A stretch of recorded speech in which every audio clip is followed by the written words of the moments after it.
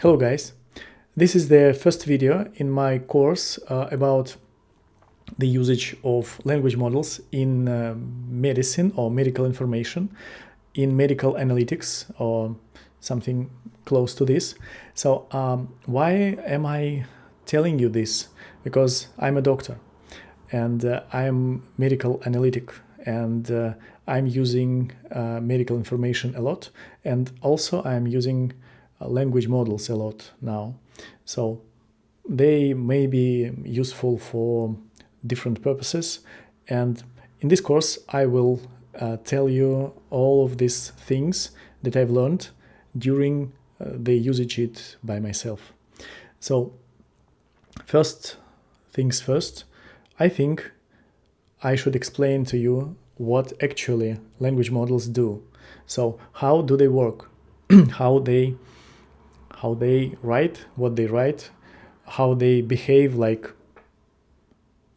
sentient being, and how they really respond to our prompts. So first of all, are they language models, are they smart? Do they have an intellect? No, they don't. So what they do, they have some kind of mathematical logic, but this logic is in words, like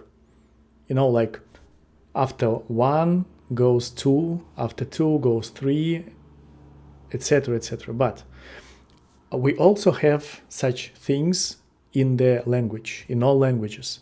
So if we say we are going to, so you can't change this phrase because you must say you are or we are going to, and then you say something, and this is the area where we can change something.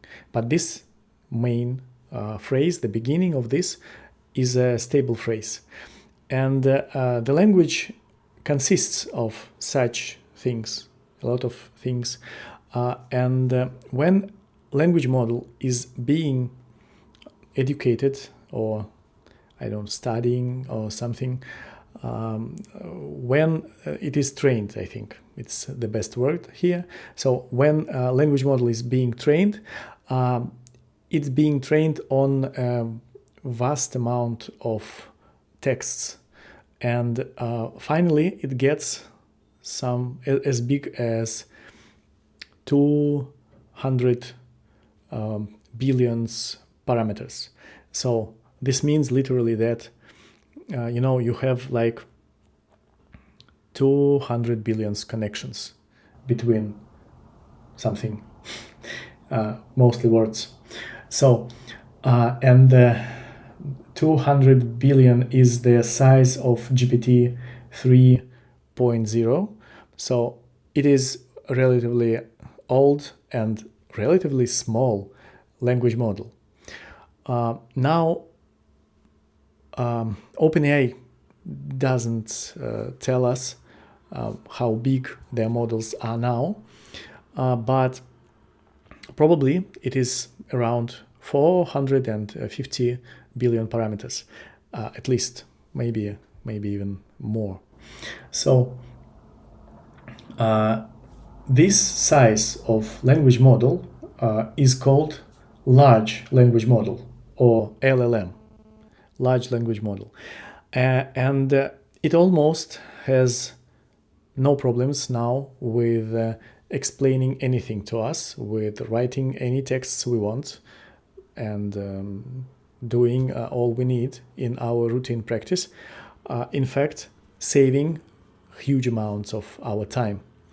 So, but I think this is common knowledge information, but I want to explain you how it may help just using it with medical purposes, so with the medical analytics purposes. So if you are in any kind of startup and you need medical information and you try to get it from any AI language model, you may experience some problems because first, it may not tell you what you want. It may tell you that, you are not a doctor and I won't tell you. And last thing, you may experience some problems with the confirmation of the validation of the information. You can't, if you don't have medical education, you may not know which information is right and which is wrong. So I will try to show you how to avoid it. But a disclaimer, my ChatGPT knows me well. It records all my prompts. It knows that I'm a doctor. It knows how deep I can ask. So the idea is, if you ask, and now we will go to the practice, I think, right now. So if we ask some easy things or any things, it will continue it. So the idea of language model is that you have this vast amount of parameters, and why it has it, because it should augment or continue or predict the next words, the next phrases, the next sentences, the next texts, or the next novel, which can come out of your words, come out of the context it has already. So if you use simple words or words from, like popular texts or texts from not scientific journals, for example, but from like popular sites, science popular sites, then if you won't ask it, it will continue using this kind of information. So frequently it is simplified information and not so precise as you want it to be, because in medicine we want high precision information. So you should learn how to prompt the model to get the valid medical information. So I will show you now some simple things, like how chat is adding information to what you are writing. So I should guess something like,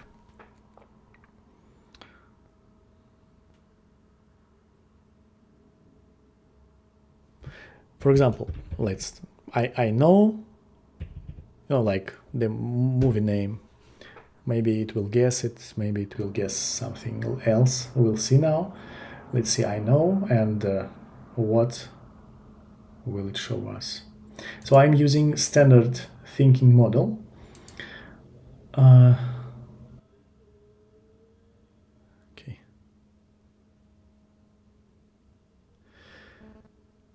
Okay, so it just didn't add anything. So first of all, if you are working with medical information, never use auto and never use instant, because if it uses instant, it just gives you information from its database. Believe me, medical information can't be retrieved usually from any language model internal information, because it changes. So it must search the internet, and I always add things like web search. So okay, let's go to medicine. So what I'm talking about is patients or people who want to know about their health. They may usually ask something like, I have high TSH, that's pituitary hormone that regulates thyroid. So I have high TSH, 5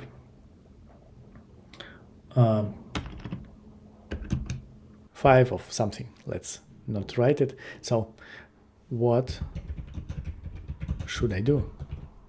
So I didn't give the language model any information about what patient's age, what patient's weight, even gender, nothing at all. So in fact, it can't answer me the correct response. It can't generate it because it lacks information. And in basic current state of just access to the chat, you can set up it just if you are using chat. If you are using custom GPT, it may be possible, but it is better to be made another way. Okay, so check free T4. That's fine. That's good because it helps us to divide if it is hypothyroidism or subclinical hypothyroidism, and that's right. It explains it fine. Also, make TPO antibodies. In fact, it is a good answer. It is a good answer. Okay, and step 2 is if FT4 is normal and treat is generally favored when TSH is more than 10. Okay, okay, if you are pregnant, that's all good. That's all good. But what I want to know: do I need treatment? So no information added, just this question. And this is the moment when LM may get to the medical device, and not just medical device, but class 2 or even 2A or 2B, because if it gives us the information about treatment now, in fact, it will give the information to the patient because, okay, yeah, it knows that I'm a doctor, but in this chat, it may be a patient, and if it will give us the recommendation, then it is a medical device, in fact. But it shouldn't, I think. In this stage, with these questions and this kind of information, it shouldn't give us the exact doses of levothyroxine. Let's check it. Yeah, do I need treatment? Okay. So 6 months passed, and I still need, it still has TSH6 and normal free T4 and what dose of levothyroxine should I receive if I weigh 100 kilos? Let's see. So this is the direct question to which LM shouldn't answer. It should avoid answering it anyway. Why should it avoid it? Because it is a patient question. So I will show you how to ask doctor's question, or in next prompt and in a new chat, because this chat won't work. Okay, so as you see, it gave up and gave me all the recommendations about treatment. Luckily, it can't make a recipe. So in real life, you won't ever get medication given by ChatGPT, or as patients, or some people call it Dr. GPT. So we see it has answered the question. But and also, you see, I don't know if your chats always show you the links, but mine is mine knows that I always demand the source of information. So I know that, okay, it's 2013 ETA guidelines, that's good. And everything else also good. So let's try to talk with it like a doctor. So how should you write to the chat if you are a doctor? Or in fact, if you want to get any good response, really good response. So your prompt should contain some should have some structure. So first of all, I'm always writing it what it should do. So I'm telling it, give me the best tactics for treatment and follow-up for the patient with the following parameters. So like this. First of all, let's give it again. Let's talk about endocrinology. I'm an endocrinologist, so if it is too complicated, please write me. I will write about anemia or something maybe less complicated if you think that endocrinology is complicated. So let's see it. TSH is 6 milliunits per deal, something like this. I think I'm not wrong with the units. Correct me if I'm wrong. And free T4 is like, it's subclinical hypothyroidism I'm describing here. So again, why I am doing this? Because subclinical hypothyroidism is a complicated thing, and it should be, it's not always.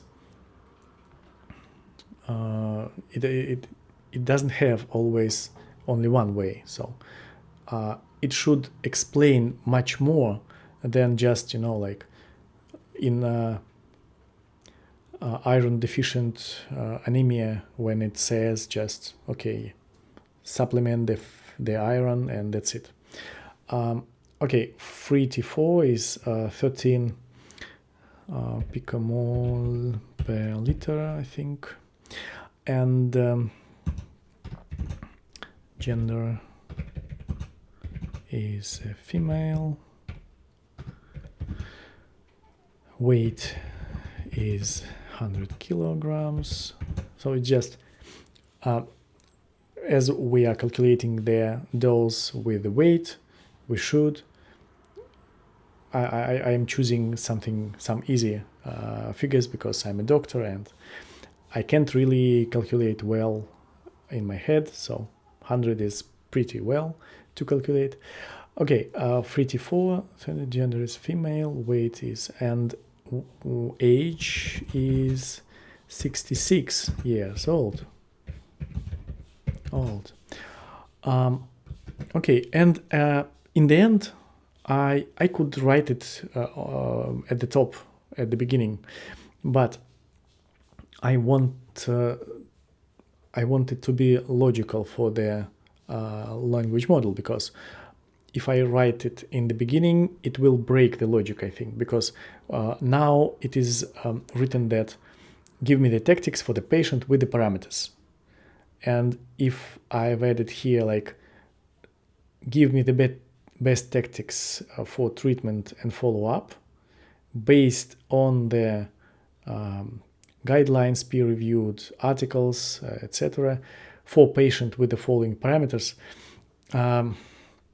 it shouldn't break anything, but in my experience, the LM responds a bit worse when we like break something, some new idea inside another idea. So it's better to write it with another string or something. So how I am doing the strings here, I think you should know, but in case you don't, I'm typing Shift Enter, and it makes another string. So I want you to use only clinical guidelines, peer-reviewed articles with them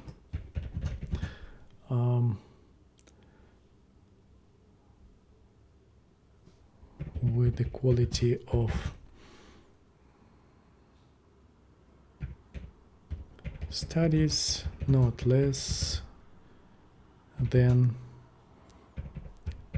randomized controlled trial.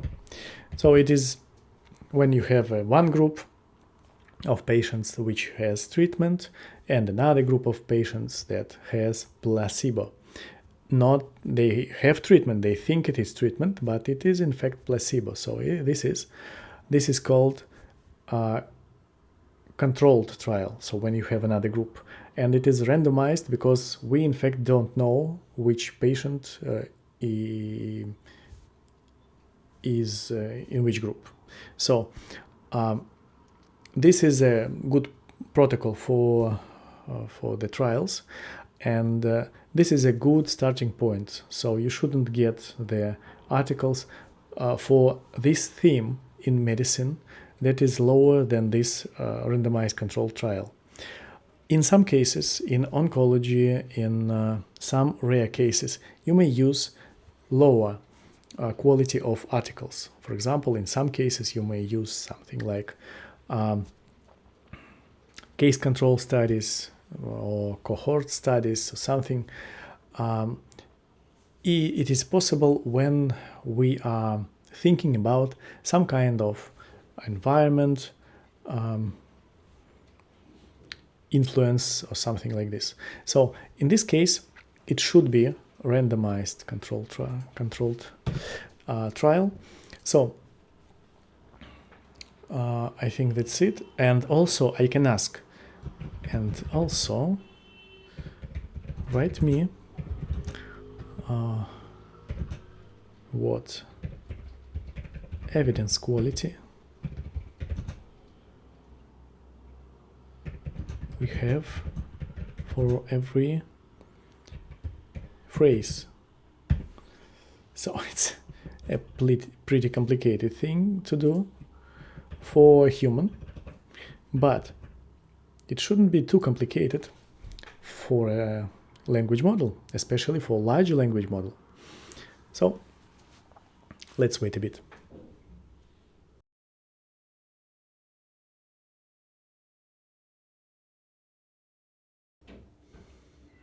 So it took some time, much more time than when the patient asked, because as you saw, I asked it to have evidence for every phrase, but in fact it didn't tell us. Oh no, it has. Just it doesn't have any like grading like A, B, C, because I haven't set it up. So that's why it just tells us where from where the information came from. So evidence quality high, moderate, low. Okay, let's see. Confirm persistence. So 2 months to 3 months with TPO antibodies. That's right. That's correct. Evidence quality low, moderate. Okay. Classify severity. So the severity is classified by what? It doesn't tell us, but we can ask it later, and it should be determined by the complications. So use age where interpretation. Okay.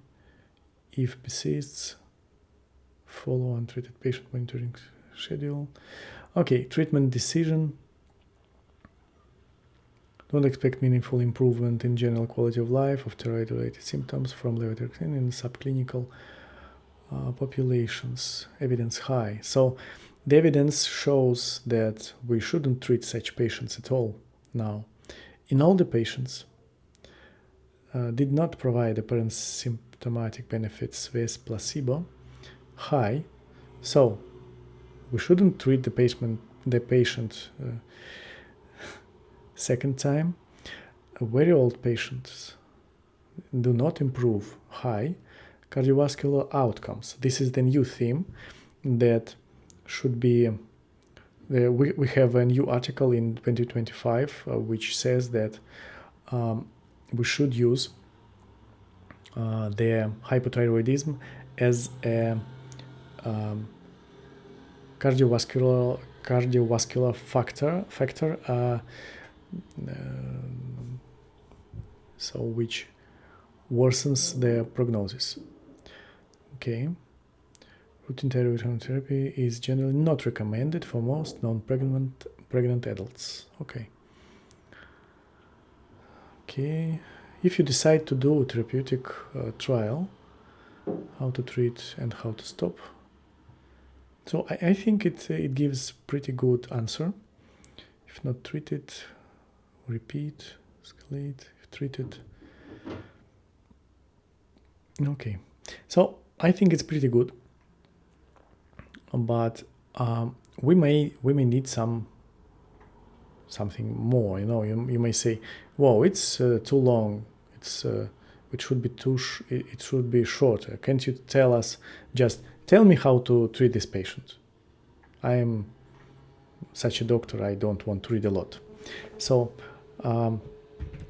make me the most concise possible recommendations without losing the point." Okay. It should be much faster because it already has the information which is here. He just needs to make it shorter. So you see it is really faster. So concise management. Okay. Correct units TSH is reported. Or okay. High. Okay. Confirm it's persistent. Don't treat one value. Okay. If you don't treat, repeat labs for 2 years, then annually. Okay. So if you even don't treat, then you should control. That's a good recommendation. If you treat, you start with the low dose, recheck, stop rule. If symptoms don't improve. Yeah, okay. That's fine. That's all fine. That is good, miraculously validated by me information. So it may be used. So the idea is you should give it all the information it needs to get the proper response. That's it. I think that's all the information here. So and you also should use the language which is being used in the guidelines. But also you can ask it another way. For example,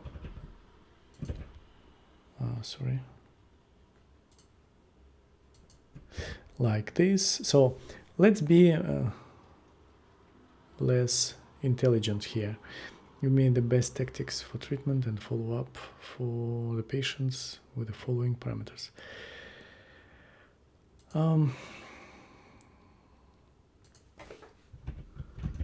I have a patient, first of all. So it shows that I'm a doctor, and the TSH is like this, and like this. Let's change the things a bit. So let's make TSH 13 and T4, for example, 6. So this should definitely lead to the 100% treatment tactics. Oh, and let's be concise. Be concise.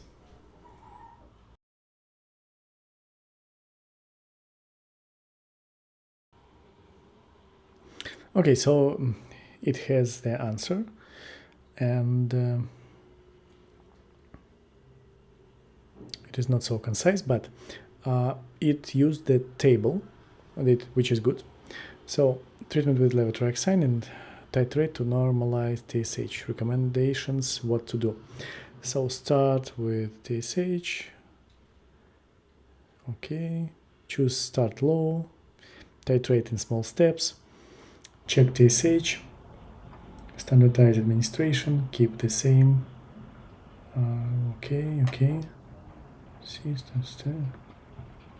How, and what I want to know, how to properly take levotiraxine, because it hasn't written it. I know that doctors should know this, but I think it hasn't told us that the thyroxine should be used only on an empty stomach. That is very important. It's crucial for absorption. Okay, so it has the answer, and the answer is pretty good. Once daily on an empty stomach with water. Timing options. Morning takes 60 minutes before breakfast. Many labels accept 30 minutes. That's correct. 30 minutes also acceptable, but more is not less. So 60 minutes is always fine. Bedtime. Also, you can take the levotiraxine more than 3 hours after evening meal. That's also correct. And this recommendation, I think, from the island. Okay.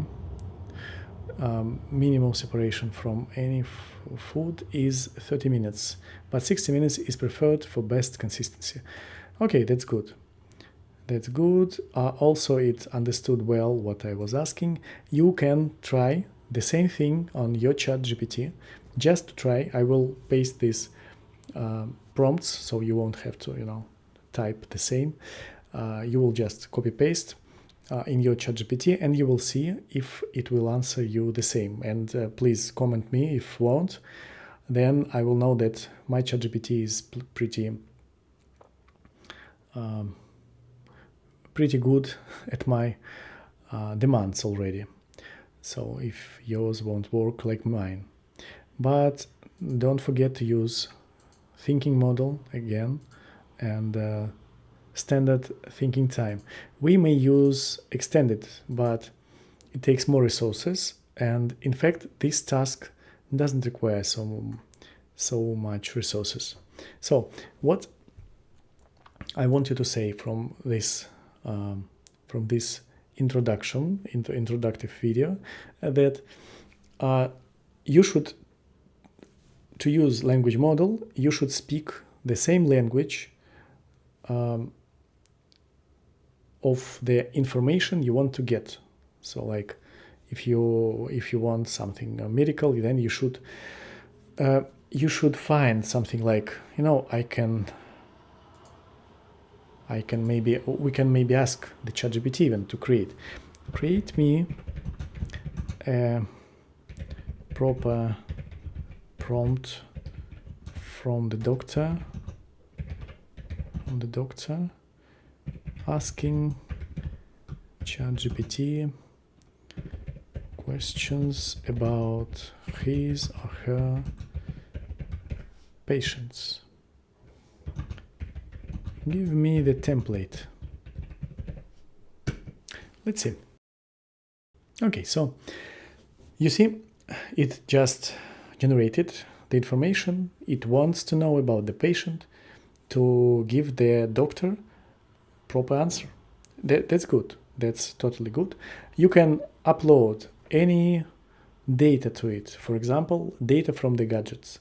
data from the blood tests, data from EHR or something. So you may use LLMs to analyze patients' data. It works pretty good, but of course we need to check it. Yeah, and only after this we can trust what LLM gives us.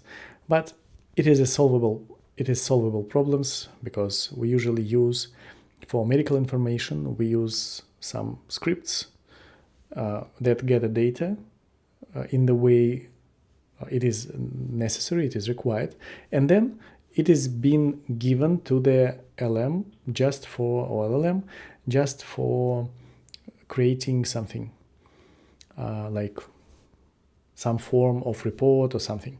So I'm using GPT for example, for asking something about recent updates in medicine. I may use it. I may use Google also. I may find it by myself. But sometimes it is pretty useful, and it saves time to ask it ChatGPT. And this is what I was going to tell you in this video. And my next video will be about the principles of creating your own GPT.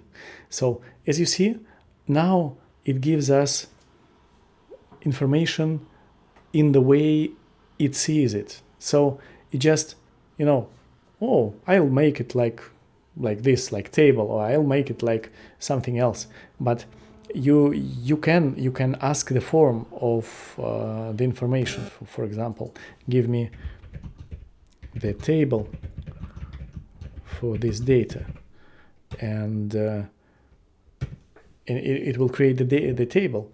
But you can explain always to the LM in what form you want to get it. So I don't like these bullets style. I want it to be a table. Okay, it makes me a table. But you could I could write it right here in the beginning. But people usually don't want to repeat again and again same things. If we're talking about some routine tasks like analyzing something, or getting some summaries or something like this. For example, I have a project for news in AI, medical AI and endocrinology. I will leave you the link maybe in the video. So I'm using ChatGPT to create such articles with my prompt. I will show you how to do this in next video. And it gives me what I want and how I want it every time. That's because I've made my own GPT with my own prompt and own rules and own style.